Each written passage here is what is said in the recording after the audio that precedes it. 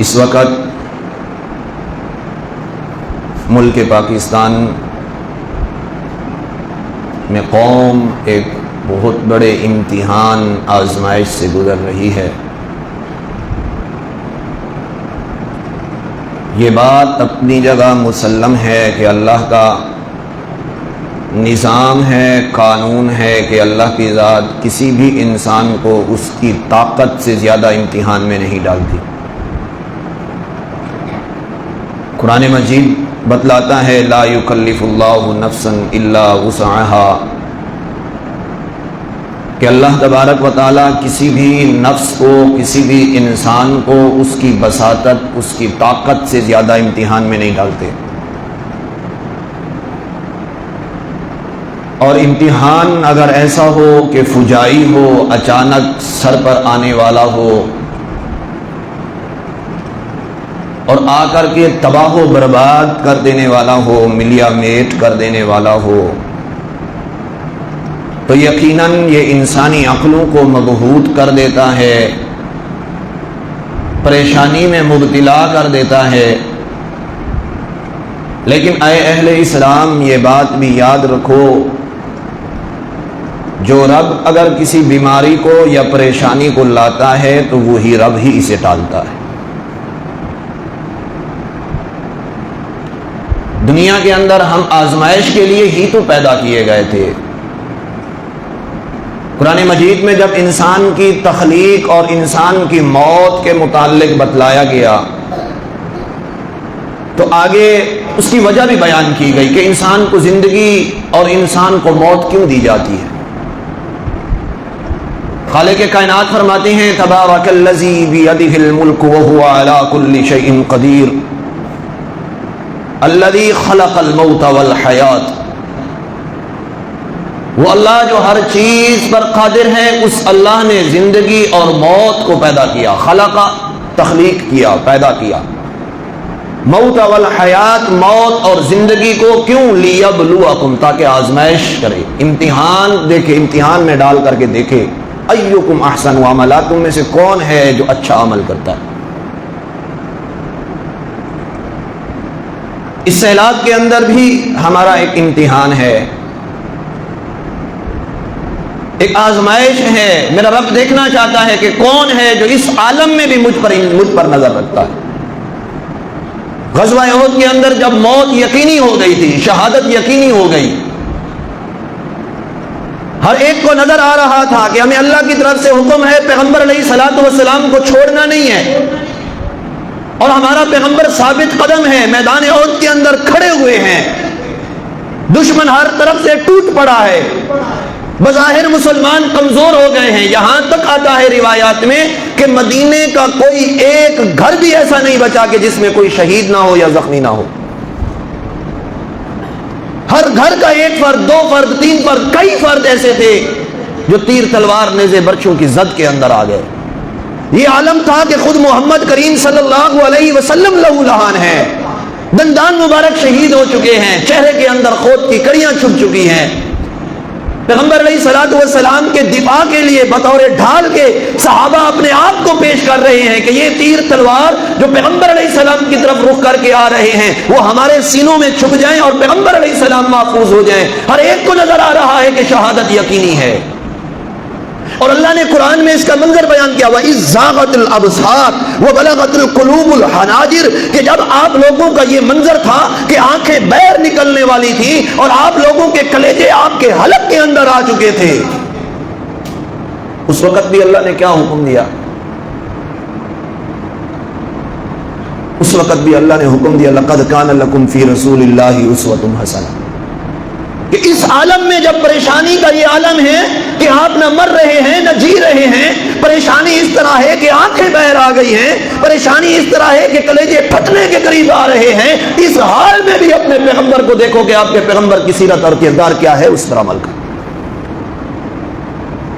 آج ہماری یہی کیفیت ہے، بچوں کے سروں پر چھت نہیں رہی، عورتوں کے لیے پردہ نہیں رہا، اس عالم میں بھی ہمیں اللہ کی طرف رجوع کرنا چاہیے، اس حال میں بھی اپنے رب کو پکارنا چاہیے۔ اس حال میں بھی ہمیں اپنے رب کی طرف رجوع کرنا چاہیے، اس یقین کے ساتھ کہ اس امتحان اور آزمائش کو، اس سیلاب کو لانے والا اللہ، اور اس سے پہلے گھر دینے والا اللہ، ان گھروں کو اس سیلاب میں بہا لے جانے والا اللہ، اور اس کے بعد یہ گھر دوبارہ بنانے کی توفیق دینے والا بھی اللہ۔ ضرور وسیلے پر بھی نگاہ ہو، لیکن پہلی نگاہ اللہ پر۔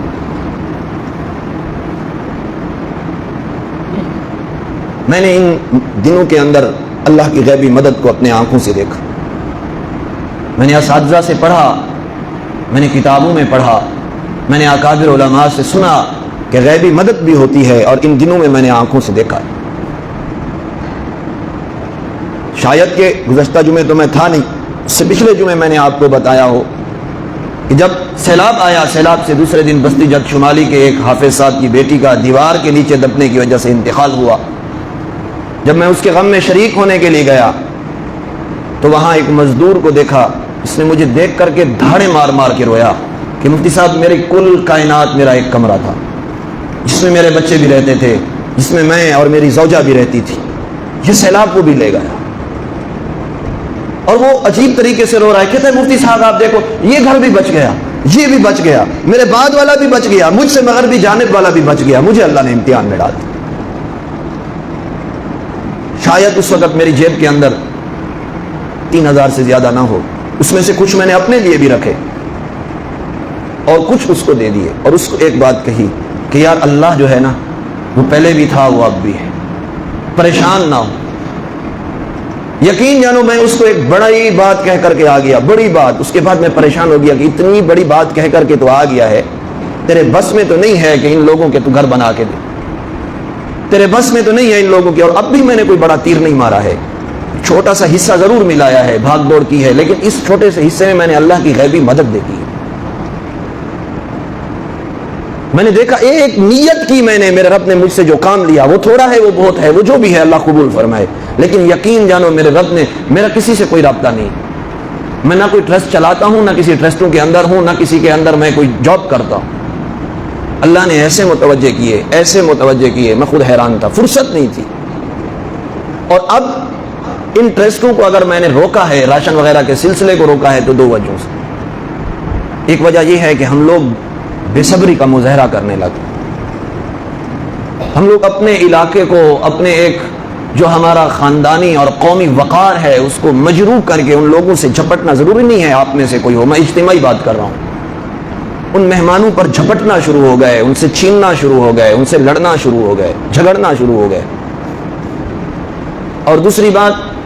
کہ ہم غیر مستحق مستحقین کا حق کھانے لگے، ہم غیر مستحقین کا حق کھانے لگے۔ تو میرے ساتھیوں نے یہ مشورہ کیا کہ ہم آباد کاری کی طرف جاتے ہیں، وہ لوگ جو اثر نو بالکل بحال نہیں ہو سکتے، وہ لوگ جن کا کمانے والا کوئی نہیں ہے، وہ لوگ جو اس قدر مفلوق الحال ہیں کہ اگر وہ دہاڑی کرے تو بمشکل اپنے گھر کا سالن بنا پائے، روٹی بنا پائے، اس کے لیے بھی ہم نے ایک دو قدم اٹھایا۔ اللہ سے امید کرتے ہیں رب کی ذات انشاءاللہ بہت آگے لے جائے گی، لیکن میں یہ بتا اس لیے رہا ہوں کہ ہم میں سے جتنے لوگ ہیں، جتنے اہل ثروت ہیں، جتنوں کو اللہ نے مال دیا ہے، وہ بھی اس بارے میں سوچیں۔ کوئی اپنی طرف سے بنائے، ضرور بنا کے دے۔ کسی ٹرسٹ، کتنے ٹرسٹ ہیں جو یہاں کام کر رہے ہیں، الخدمت ٹرسٹ ہے، اسی طرح انصار الاسلام ہے، الفتح ہے، الفاروقیہ ٹرسٹ ہے، اسی طرح ختیجۃ الکبریٰ ٹرسٹ جن کا مرکز ہماری مسجد مدرسہ ہے۔ کتنے ٹرسٹ ہیں جو یہاں کام کر رہے ہیں۔ وہ لوگ جو سیلاب میں متاثر نہیں ہوئے، وہ لوگ جن کو اللہ نے مال و دولت سے نوازا ہے، ان لوگوں کو چاہیے کہ وہ ان لوگوں کے تعاون کے لیے کمر بستہ ہو جائے اور ان لوگوں کو بحال کرنے کی فکر کریں۔ یہ لوگ ہمارے ہیں، ضروری ہے ہمارا، ہم میں سے کسی کا کسی کے ساتھ کوئی شکوہ ہوگا، کوئی ناراضگی ہوگی، کوئی جھگڑا ہوگا، لیکن یہ وقت جھگڑوں کا نہیں ہے، یہ ناراضگی کا نہیں ہے، یہ ان کو بحال کرنے کا ہے۔ میری طاقت میں جتنا ہے، میری پہنچ میں جتنا ہے، میں نے 2-3 جگہ کام شروع کرایا ہے۔ آپ لوگوں سے بھی یہی التماس کرتا ہوں، جتنی آپ لوگوں کی طاقت ہے، جتنی آپ لوگوں کی بساطت ہے، جتنا آپ لوگ کر سکتے ہیں، چاہے وہ ایک اینٹ کیوں نہ ہو، ایک بلاک کیوں نہ ہو، سیمنٹ کی ایک بوری کیوں نہ ہو، ان مسلمانوں کو از سر نو بحال کرنے کے لیے کمر بستہ ہو جائے۔ اور دوسری التماس، دوسرا بات یہ ہے، جو لوگ بھی کام کر رہے ہیں، جو بھی کام کر رہے ہیں، وہ جتنا بھی کر رہے ہیں، وہ جس انداز میں بھی کر رہے ہیں، خدا را انہیں تانا نہ دے، تانا نہ دے۔ آپ دیکھیں کہ وہ کس کے لیے کر رہے ہیں، آپ دیکھیں کہ ان کو مل کیا رہا ہے دن رات بھاگ دوڑ کرنے سے، بلکہ ان کی حوصلہ افزائی کریں، ان کی حوصلہ افزائی کریں تاکہ ان کے یہ جذبات مجروح نہ ہوں، ختم نہ ہوں، اور وہ لوگ اس کام کو مقصد بنا کر کے اس وقت تک تھک ہار کر کے نہ بیٹھیں جب تک یہ لوگ از سر نو بحال نہ ہو جائیں۔ اور یہ میرے پیغمبر کی سنت بھی ہے نا، یہی تو طریقہ ہے، لقد کان لکم فی رسول اللہ اسوۃ حسنہ، اسی کا یہی تو مفہوم ہے کہ جب اپنے مسلمان بھائی کو کسی مشکل میں دیکھو تو اس کو اس مشکل سے نکالنے کے لیے کمر بستہ ہو جاؤ، کمر بستہ ہو جاؤ۔ اور تیسری بات، خدا را جو غیر مستحق ہیں وہ مستحقین کے مال کو لینے کی کوشش نہ کریں۔ میرے پاس بہت سارے یہاں آتے ہیں، کسی کو انکار بھی نہیں کر سکتے، منع بھی نہیں کر سکتے، لیکن پتہ ہوتا ہے کہ یہ مستحق نہیں ہے، یہ متاثر نہیں ہے، مجبور کرتے ہیں۔ دو ان کو جتنا سمجھاؤ، یار آپ مجھے بےایمانی کرنے کا کہہ رہے ہو، وہ کہتے ہیں پھر بھی دو، پھر بھی دو۔ اس کو کہتے ہیں یار یہ حرام ہے، پھر بھی کہتا ہے دو، اب اس کا کیا کرو؟ خدا کے لیے ایسا نہ کرو۔ ایک قول ہے، اگرچہ اس کی سند کا مجھے علم نہیں ہے، اسی اسنا میں نے پڑھا ہے، نہیں معلوم وہ روافظ کی طرف سے ہے یا نہیں معلوم ضعیف ہے صحیح ہے، واللہ عالم بالصواب، لیکن جملہ بڑا کمال کا ہے۔ حضرت علی رضی اللہ تعالیٰ عنہ ایک مرتبہ یوں ہی، میں پہلے کہہ رہا ہوں کہ اس کی سند کا نہیں علم، جملہ بڑا کمال کا ہے۔ حضرت علی رضی اللہ تعالیٰ عنہ ایک مرتبہ مصیبت زدہ چند لوگوں میں کوئی چیز تقسیم کر رہے تھے، تو کسی نے آ کر کے بتایا، اے امیر المومنین شیر خدا حضرت علی المرتضیٰ رضی اللہ تعالیٰ عنہ، یہ فلاں بندہ جو لے کر کے جا رہا ہے یہ جھوٹ بول کے جا رہا ہے، یہ تو مستحق ہی نہیں ہے۔ تو حضرت علی نے فرمایا پریشان نہ ہوں، اگر یہ مستحق نہیں تھا اور لے کے گیا ہے تو یہ مستحق بن کر کے اس لائن میں واپس آئے گا، یعنی اس پر یہی بیماری یا یہی عذاب، یہی مصیبت آئے گی، اگر اس نے غیر مستحق ہو کر کے لیا ہے تو مستحق بن کر کے یہ دوبارہ ہاتھ پھیلائے گا۔ خدا کے لیے ان مسلمانوں کے بارے میں سوچیں جو تباہ حال ہو گئے، ان مسلمانوں کے بارے میں سوچیں جن کے بچوں کی چھتیں گر گئیں، ان مسلمانوں کے بارے میں سوچیں جن کی عورتوں کے جو پردے آیا وہ پردہ ان سے چھن گیا ہے۔ ہماری مسلمان بہنیں ہیں، ہماری مائیں ہیں، ہماری بیٹیاں ہیں، ان کے کھانے پینے کے بارے میں سوچیں، ان کو از سر نو بحال کرنے کی فکر کریں، لالچ میں نہ آئیں، حسد میں نہ آئیں، اور یہ وقت ہے کہ دشمنیاں چھوڑ دیں، عداوتیں چھوڑ دیں، محبت سے، اخوت سے، بھائی چارگی سے ایک دوسرے کا دستے بازو بنیں۔ ہم سبق سیکھیں اس بات سے کہ باہر کے لوگ ہم پر ترس کھا کے ہمارے پاس آئے، ہم اپنوں پر کب ترس کھائیں گے؟ کیا ہم میں سے کوئی ایسا نہیں ہے جو 10 روپے دے سکے، 100 روپے دے سکے، 500 روپے دے سکے؟ وہ لوگ جو متاثرین میں سے نہیں ہیں، اللہ نے انہیں دیا ہے تو وہ ضرور تعاون کریں، اور تعاون وہ کریں جس کی انہیں ضرورت ہے، تعاون وہ کریں جس کی انہیں ضرورت ہے۔ اللہ ہم سب کو انشاءاللہ اس کا نعم البدل عطا فرمائے گا۔ اس کو بند کرو۔ شکریہ، تھینکس فار واچنگ۔